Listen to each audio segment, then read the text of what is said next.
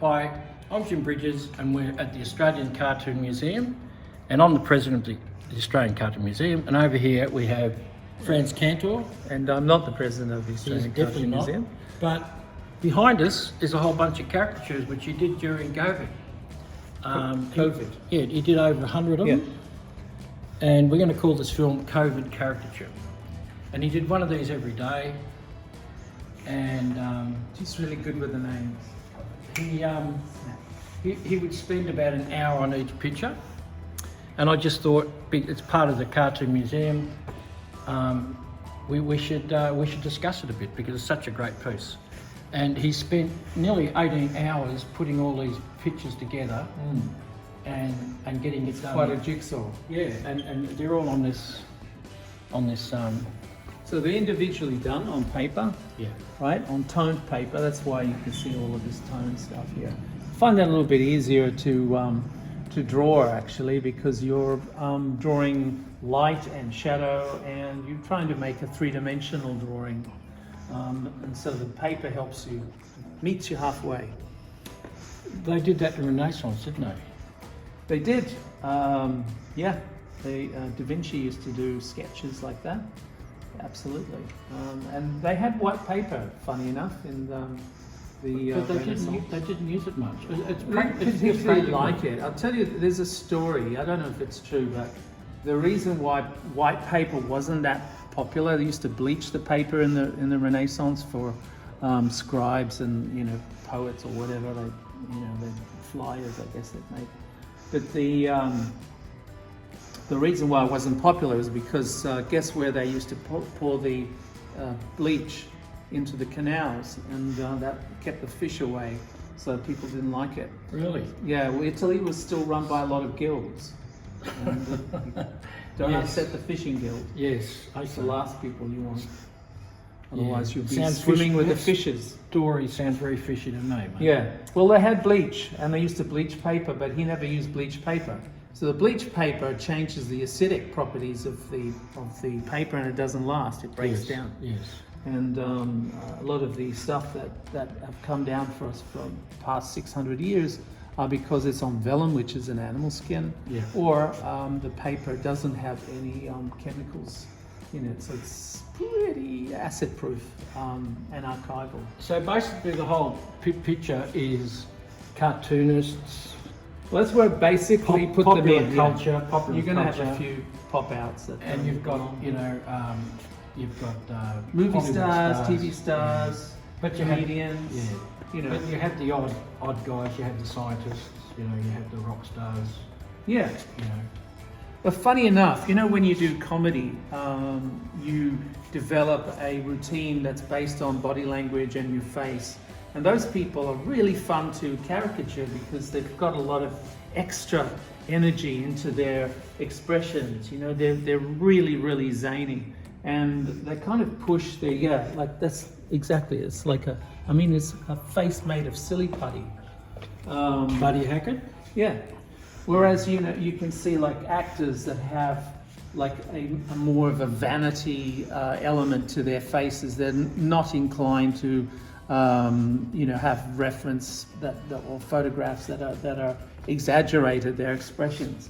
So they're not as fun to draw. But what I try to get is these sort of weird shapes, like that almost looks like a pump shoe, like one of those ladies' high heel shoes. And it's the idea of drawing faces from a 3/4 angle as much as you can get a bit of variety in the shape itself, which, funny enough, comes from animation more than anything else. So the idea of a clear silhouette and posing that is kind of characteristic of the person, and also exaggeration. So having the ability to exaggerate, you've got to really start from a very simple shape. Like a banana. Yeah, like a banana. And he's actually called Mr. Banana Feet, one of his things. That's right. Billy Connolly.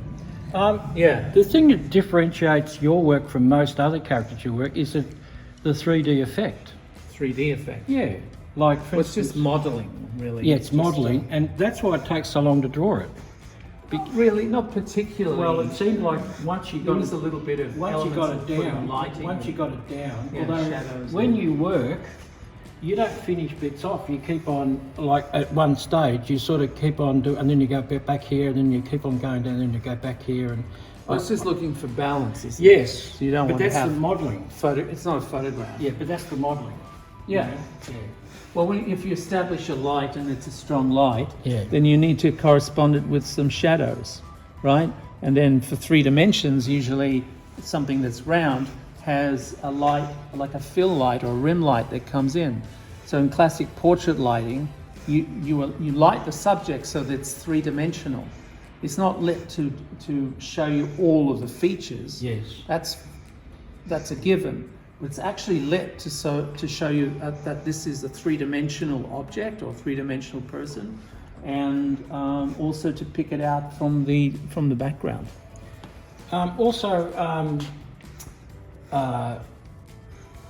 It's very classical. It's very classical. Like, for instance, a lot of the pieces are practically Classical. portraits. Right. Practically portraits. It with depends. with just a little bit of attitude in it, whereas others, because of the shape of the head or the eyes. Well, that's more of an invitation, isn't it? Like, 12 principles of animation is not a recipe. It's not like a shopping list of everything has to be in the cartoon. No. It is an opportunity. So when you look at a face, you just look at an opportunity. Does this face look like a peanut or a banana or something like that? But also, or a mango. most people, when they think of caricature, they just think of big noses. And you don't always do big noses, like you could No, well, sometimes somebody like with a big nose. Groucho hasn't got a big nose, but you had to go at that one. She's got a tiny nose, and you made it even tinier. And I remember when you actually drew me. I'm not actually on this picture, but when you drew me, I lost about probably about 80 pounds. You made very thin, which no one's ever done that. They always make me look fatter. Right. They caricature me because that's who I am, Okay, so Look, what you're talking about is something like it's an individual choice of what you decide to exaggerate, and sometimes it's not like a popular opinion. yes, I know So, that. But also, you may end up as a round shape in a lot of caricatures, and then one caricature you won't, because it's not the impression that you get. Well, you have to go with your gut feeling a lot of these times. you did two. You did two of Edgar Allan Poe, Yeah. and that's more the classical. Then you had this crazy one, which is actually my favourite. I actually really like that because. Yeah, the laudanum's something. And of course, he squashed between Julian Assange and is that Asimov? No, that's Charles's hero. The architect. Yes. Builder. Yeah. Yeah. This is a wonderful, wonderful caricature of Germaine Greer. It's just wonderful. Her mouth in particular and her eyes are just, and you've made her so thin. It's just a really great caricature. But the other thing is they're real. They're not just funny pictures, they're just real. Like this one of Mel Blanc. It's just beautiful. It's just absolutely beautifully done. And you almost feel like he's an old bloke who's done it all. You have that, you almost put experience in the picture, Buckminster Fuller. Yeah, That's who it is. Yeah, Buckminster Fuller. And I also like the way you draw women. Sigourney Weaver. Yeah. Yeah. You put all the lines in her face, which you wouldn't like. This is a cute one. Diana Rigg. Yeah, that's another thing I'd like to talk about because while you were filming these things and drawing them, you said that if you don't get it, it doesn't matter because most artists, they spend so much time trying to get it to look right. If it's not right, they just tear it up and throw it away and they get really upset with themselves. But you don't. You just see it as more experience. If you don't quite grab it, you try and get as much out of the drawing while you're doing it as possible. And I think that's just so wonderful because all the other artists I know, I didn't get it, and they throw it in a bin. Now, this picture here of John Lennon, Yeah. I don't think you got it, but while you were drawing it, I was watching. I think I was standing next to you when you drew it, but it didn't faze you at all. That No, because that I found a really beautiful photograph of him that wasn't typical Beatles shot, and it Yes. wasn't typical, Yoko Ono's era style. So I found this, and it spoke to me, and I just drew it, and I And- love and the it's- shape of the it spoke to you profile. because it's not iconic. Yeah, it doesn't faze me. I don't care Yeah, yeah. if it's not iconic. A lot of them, I'll draw something that isn't iconic, right? And it may not look like them. IE, you got an IE? Do I have an IE? Yeah, here. Sometimes you can. What Superman? That's George Reeves? No, that's It's not George Reeves. no, that's the father of Spider-Man. Really? Yeah. I was going to find. That's Steve Ditko. Yeah, that's Steve Ditko. Wow. Ray Milland, for example. Now, Ray Milland's got a very unusual face, right? And he's kind of very liquid, so his features seem to move an awful lot, but there's a certain amount of subtlety with him. He's a very handsome man, but you wouldn't know it by just looking at his features and sort of measuring the distance But between the eyes. isn't that and the nose. period when he made the Corman film, The Man with the X-Ray Eyes? Around that period, yeah. Yeah. So you had these sort of really iconic eye bags and Yes. things like that. But it's really, this is spending a lot of time in the museum. This picture in particular, I felt he was watching me the whole time I was here. And there's all sorts of people looking straight at you, Okay. right? But So- this picture in particular haunted me.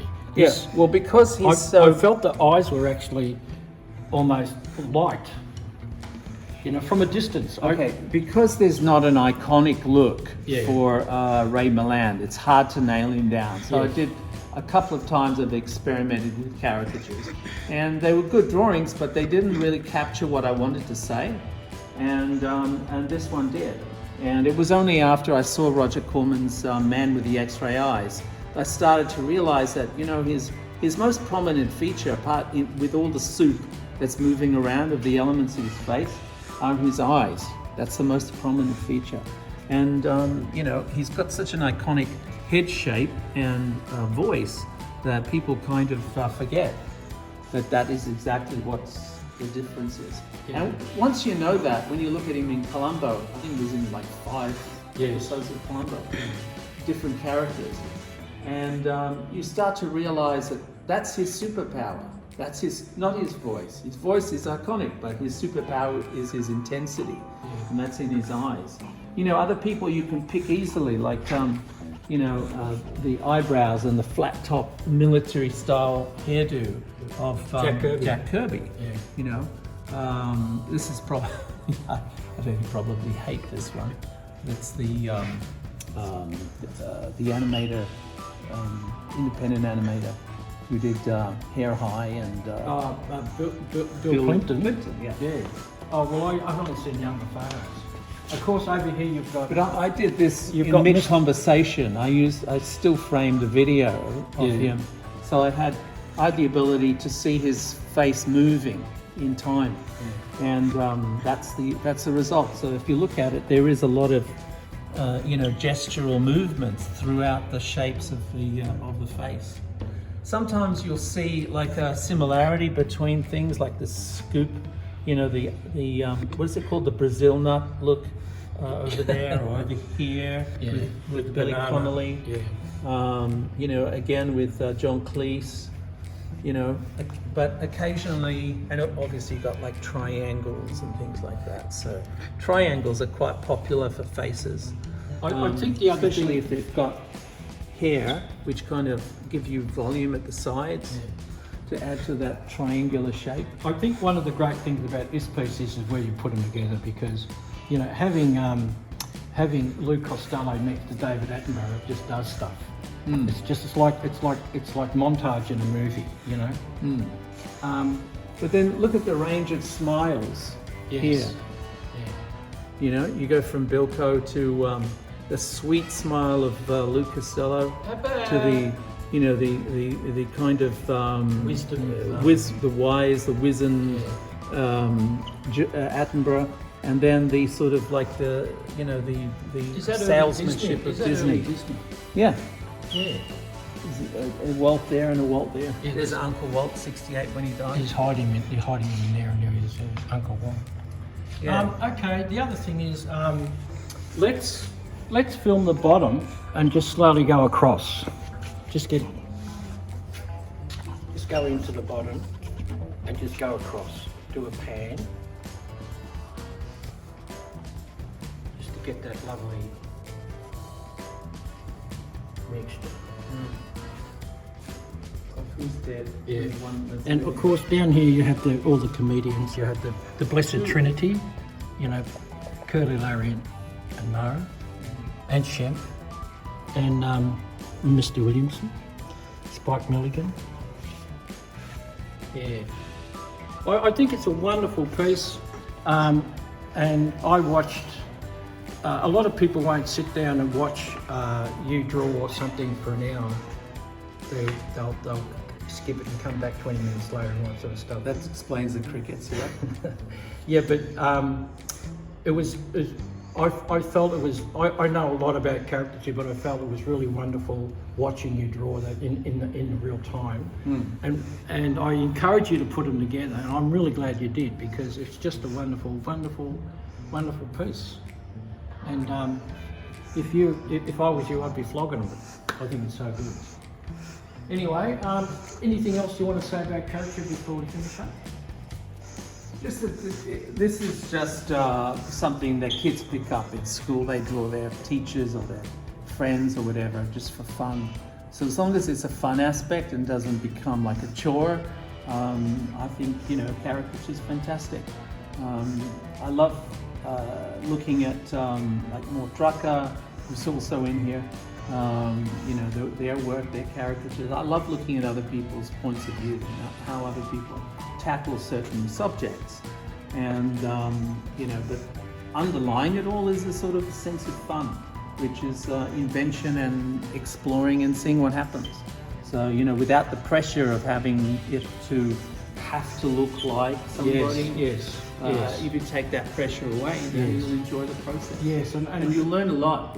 There's a lot about caricature that teaches you about drawing, especially drawing faces and anatomy. You can always use, like it's almost like a credit card for learning to draw. It's like an open account that invites you to learn anatomy and proportion and composition and light and shade and gestures and things. So both cartoons, which you're actually using a lot of the energy and the devices of animation in this process, this particular process, like exaggeration, for example. But that act of exaggerating something actually tells you more about the subject that you're drawing than you would think. And of course, if you got photographs of all these people and stuck them all in the same place, it just wouldn't look as good. It just wouldn't look as good, because even if you've got the best photos, it just wouldn't look as good, because there's something about caricature that actually seems to be more real than real. And when a great caricature is, not all caricatures are great, but when it's a great caricature, it's almost like they've captured the essence of the person. That's what excites me about caricature. Like a genie in a bottle. And you've done it. You've done it.